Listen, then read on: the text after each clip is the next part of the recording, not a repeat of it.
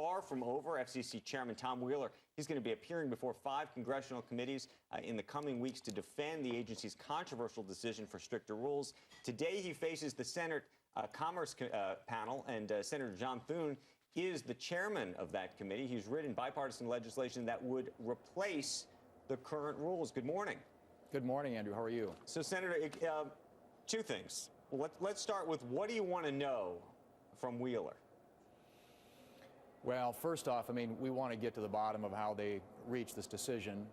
Clearly, we think it's a wrong approach, a wrong-headed approach, and we actually, a number of us, have been working on a more direct, limited authority for the FCC that is tailored specifically to some of the things that would protect consumers, but doesn't give this broad authority that allows them to go down the path, if they wanted to, of rate regulation and price controls and all that sort of thing. And just to clarify, that is your big issue, the sort of slippery slope that it could become in terms of their ability to set prices. Right. Yeah, they're using a 1934 law to regulate the internet, which, and that law, of course, was designed in a utility area. It was designed to regulate monopolies. It's a very different time. And we think that the authorities that are granted to the FCC under that statute are very far-reaching. And even though they're saying for the time being that they're going to forbear from using some of those authorities, we think in the future that could be very dangerous, and it doesn't bind a future commission. The problem with doing it this way is a future commission could change this. The only way to really provide certainty is for Congress to set clear rules of the road, and that's what we've been attempting to do and reaching out to the FCC to try and get them to work with us on, but they went down their own path. From a practical perspective, your replacement proposal, how would that work? How would it get enacted? Can it get enacted at this point? Well, sure. The vote, Andrew, on the commission was a very party line. It was 3-2. It was a very partisan exercise. In order for us to legislate, we're going to have some bipartisan cooperation. To get anything through the Senate, it's going to take 60 votes.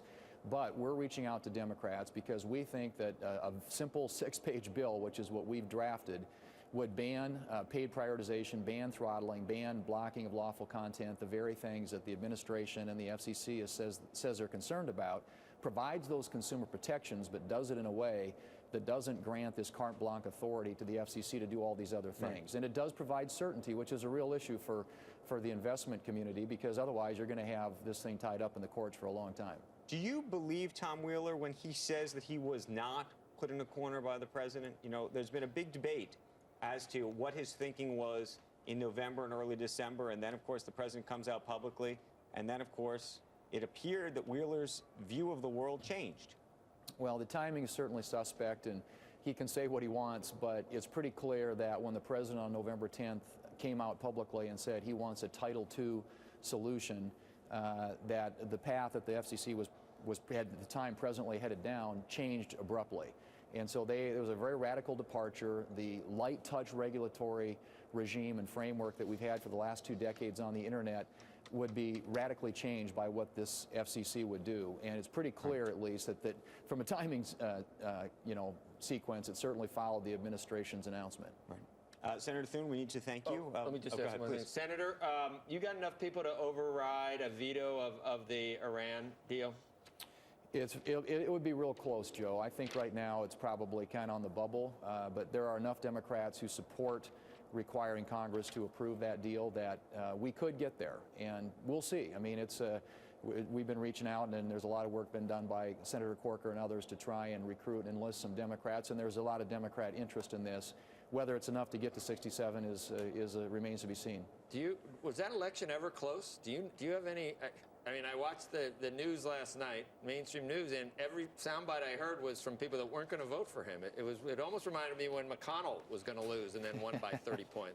It's weird. Yeah, well, there were some parallels to some of the elections we've had in this country where the polls were very wrong, and particularly the exit polls.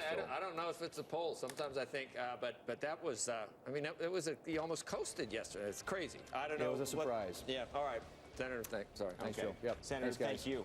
When we return.